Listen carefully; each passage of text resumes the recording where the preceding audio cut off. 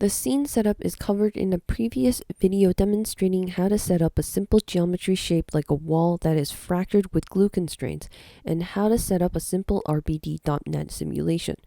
Please check out that video for reference. This video will be using the exact same HIP file as a starting point. Okay, let's go back up. Now we're going to start creating the force field. Oh, I'm going to reset the timeline first. Let's drop down a geometry node. I'm going to call this force field. Now I won't need to render the force field. It will only be here to affect the simulation. But I'm going to keep the render flag on here for now, so it'd be easier for reference, so we can actually see the force field. Now let's drop down a sphere. I want a polygon sphere. So right now the sphere is right in the middle of the wall. I want the sphere to be a little higher. I'm going to use the 3D viewport to position the force field. Now have your mouse hover over the 3D viewport. Press this cursor button. Come up here. Oh, let me pull this out. Come up here. Select 3D connected geometry. Now there should only be one, which is just click this island 0. Now that'll highlight the entire sphere. Next, click this icon here to move it so we can position it correctly. Now I'm going to drag this up. I want it somewhere in the middle here. Okay. And I want this to be a little bigger. So click this icon here to scale it. You're going to have all these different axes to scale it. The middle one here will scale all 3 axes. So the entire sphere will get bigger. I think that should be, let's get it a little bigger. Okay, I think that's good. And it will automatically create this extra edit node right here. After that's done, take a look at the points. So this is all the points we have here. Now we want, let's pull up the geometry spreadsheet. In order to manipulate how our wall is destroyed, we need force vectors that will influence the direction and magnitude of each fractured piece. So when the wall is being destroyed, we can control how and where the pieces fly off to. So let's add an attribute VOB. Click here. Let's go in here. I'm gonna need more real estate. All the vectors in the force field will need to be directed outwards because I'm trying to make an explosion scene. Unless you want the wall to implode or suck all the pieces towards the center, then the force vectors should point accordingly to where you want the pieces to fly off. It will be very similar to like the normals, is that we want it to point outwards. So we need to find the centroid position of the entire sphere, and then subtract it from the position. That way we'll get a vector pointing from the inside toward the surface. So you'll see what I mean in just a second. Now how do we get the centroid? Well, all you have to do is we need the bounding box. We need the bounding box dimensions of our sphere. And then we need to divide by 2. And that will give us the middle centroid point. So there's something called bounding box. So let's drop that down. Now we want the bounding box. We want the bounding box of this sphere, which is the geometry in this force field context. We go back up. We'll see that this attribute VOB has 4 inputs. 1, 2, 3, 4. That corresponds to this. These 4 plugs over here. So the first one is the geometry is the sphere geometry that we're receiving from here. That's this plugin in here. So that's everything. That's all the geometry we see right now in the 3D viewport. Oh, except for the wall. Let me take out the wall. Okay, that's this. So we want the bounding box of this. So we want the bounding box of whatever is plugged into the first input. So that's this. So let's plug that into the file. this should give us the bounding box of the entire sphere geometry. Let me take that out. Now, we have the minimum and the maximum points. If we add this together and take the average, we should get the centroid of the entire geometry. Let's add this. Both the min and max. So these are the minimum position and the maximum position. So their coordinates, their position values. If we add both position values and you divide it by 2, well, you get the average divided by a constant, which will be 2. Next, so this will give us the centroid. Let's label this. Let's put a null and centroid. I'm even gonna color it. Now, we have the centroid position. Our sphere has points all over the surface, and each point on the surface has a coordinate in this grid. The coordinates of each point is the x, y, and z position values from the origin of the grid. In this case, this random point on the sphere has coordinate 0, 3, -1. So this is 3 units up from the y-axis and 1 unit down from the z-axis. This p position coordinate is actually a vector if you think about this. All points that have coordinates are vectors from the origin. And since we know where the centroid point is, I had demonstrated this just 2 minutes ago, we can use both the centroid and p points to come up with a new vector that is pointing outwards, because I want my wall to explode outwards. So by taking the p vector and subtracting the centroid vector, we can get a new vector that is pointing outwards from the middle of the sphere. And we'll be using this new vector as our force vector for our force field geometry. If we take the position value of our current, so the p is every single position on the sphere. If we take that position and we subtract it from the centroid, we should get a vector that's pointing outwards. So let's see what we get. Let's plug this into force. So we don't see anything happening in the 3D viewport. That's because we don't have a marker set up for the 3D viewport for force. But if you look in the geometry spreadsheet over here, a force vector is created. So if I unplug this, there's no force vector. So we're defining the force in this VOP. Now, if you want to visualize it, come over here and click this icon here. Right click this icon here. Under object, you can just put it just for the force geo, but I'm just going to put it for all the objects. So I'm going to add, click this plus sign, click choose marker. Now the name, I'm just going to call it force. Label, I'm just going to call it force. Type will be marker. Style, well, we want a vector. We don't want a text. An attribute, what's the attribute name? The attribute name is force. Always visible, and look, it updates right away. So we see the force vectors immediately show up in the 3D viewport. So let's close this. If you ever want to turn this off, you can right click this icon and then uncheck this force value. So it turns off. You can toggle the visualization, or you can just left click this button and it'll turn off all the markers. So I'm just going to leave that on right now. So we have force values and direction. Now let's go back up. I'm going to show the wall again. Well, we don't have enough points on the force field. For one thing, these points are only on the surface of the sphere. I want points in the interior as well. Having more force points will allow us to control the destruction with higher precision. So I'm going to use that same trick we always use, the ISO offset, to create a volume. And then scatter points in the inside. Here. And I don't think I need that many. Well, I'll just keep it like that.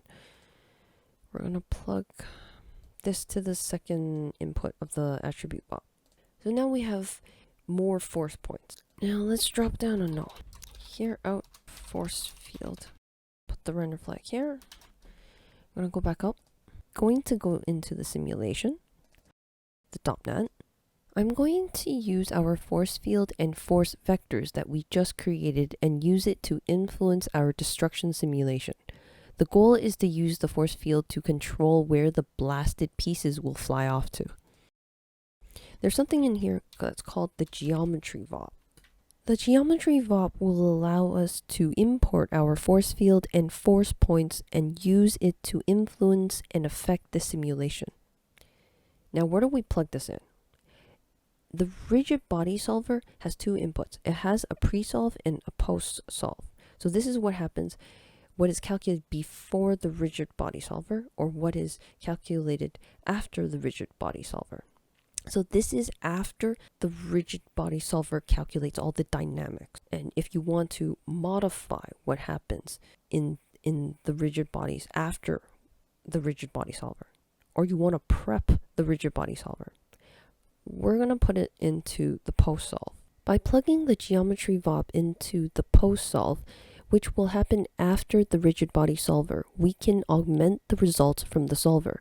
For example, if the solver calculations tell a certain piece of wall to fly off 1 meter away, we can double this force afterwards, thus causing the piece to fly off maybe 2 meters or 3 meters away.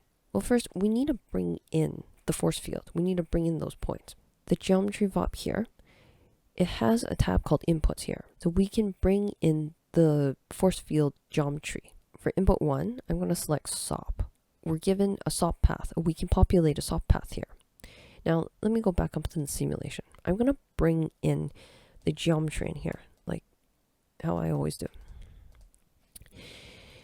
This, I'm going to bring in the force field. So it's not a wall, it's not, this is the one we want, force field. I'm going to bring in the points. Okay, and I'm going to relabel this. Let's go back into the .NET. Geometry VOP SOP path here, and let's choose now under the sim context, we have the force field right here.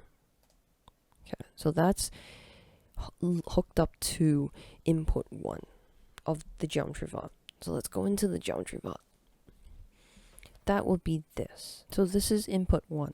Now let's drag this out and let's drop down and import.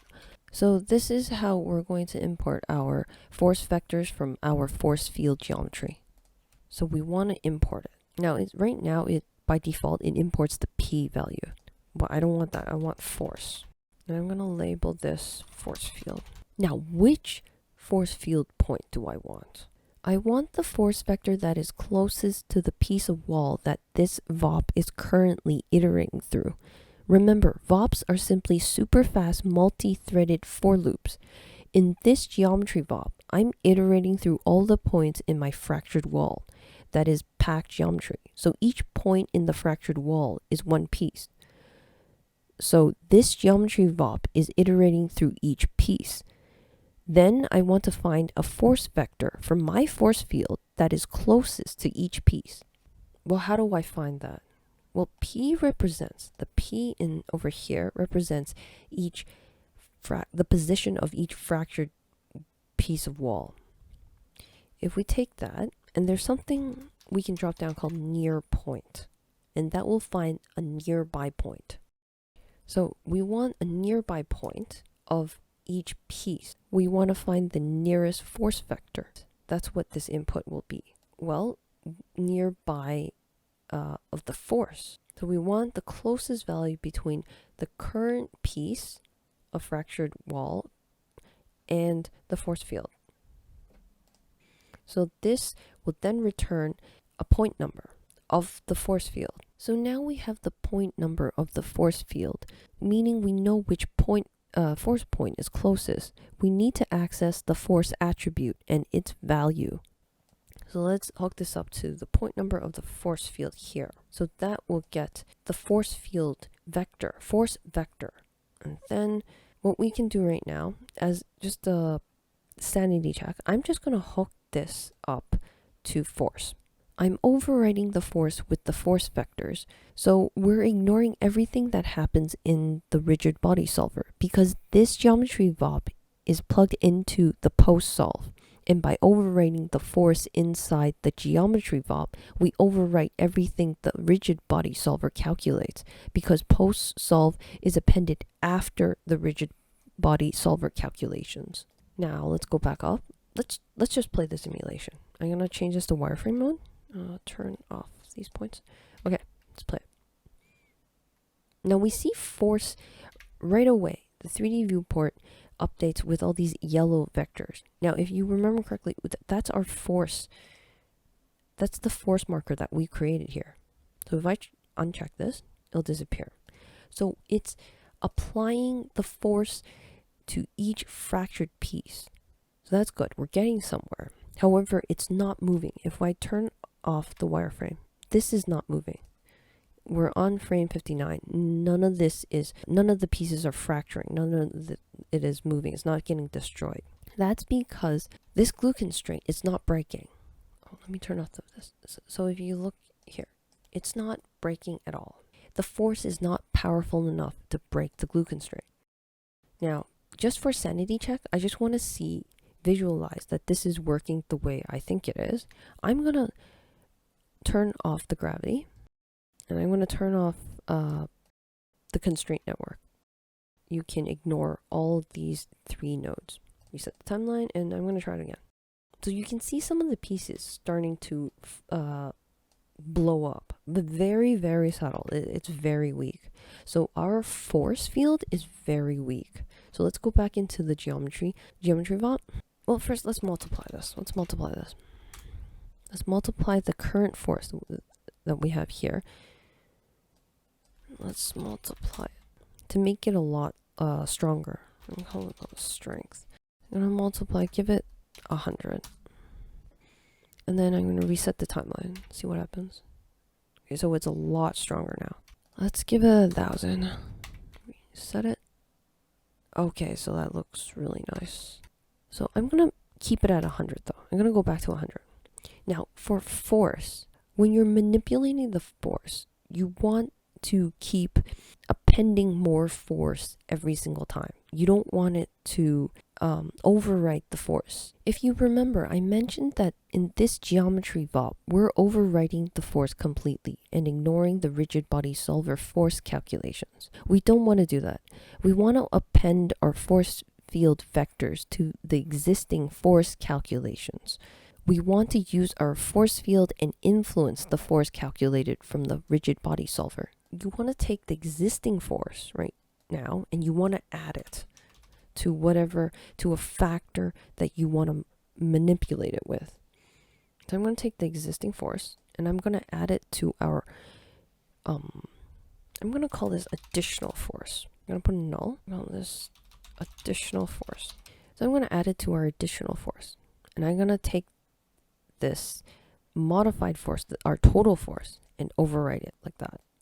So we have the force the initial force. So this is the force that comes from the rigid body solver. By doing this addition, we take whatever comes from the rigid body solver and we add some influence force to it in order to control a bit of the destruction. We want to add our custom force on top of it so we can get a bit of both. Otherwise, we wouldn't need the rigid body solver. We would just be overwriting it completely, and that's not what we really want. So let's play the simulation to see if it's still working. Okay, so it is fracturing, and it's fracturing in the middle. That's good. I'm gonna color this. Now that we are successfully influencing the force strength, I want to control the force direction as well, so these pieces don't just fly off everywhere. So I want a better direction. Let's go all the way up. Let's go back to our force field. Let's go back up here, this force field. Turn on our visualizer. These markers, now these markers are pointing everywhere. I want to control the direction of the forces. So let's go back into the attribute VOP, and I want to manipulate the direction of this force. So we can do that by adding another vector to the existing force. So I'm going to add. Here I'm going to constant, and this constant is going to be a vector.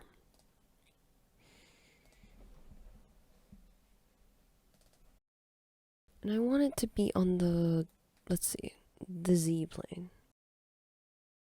toward one side. So this, I'm gonna punch a hole through this wall, or start punching it through the middle. I'm gonna make this blue. Let's go back to the simulation. See if this is working. Now let's play it. So we can see that the wall is being fractured in one direction. That's cool. So that's starting to look like controlling the force. However, this is only working because the gravity and glue constraint is turned off. So let's turn it back on. Let's start with turning on the gravity and see what happens. Well, it falls to the ground almost like really quickly. So our force is very weak. So I'm guessing that the glue constraint will not even do much. So let's untoggle this and see what happens. Yeah, it's not. Our force field is too weak. So we need to turn up the strength of the force field. Let's go into the geometry node.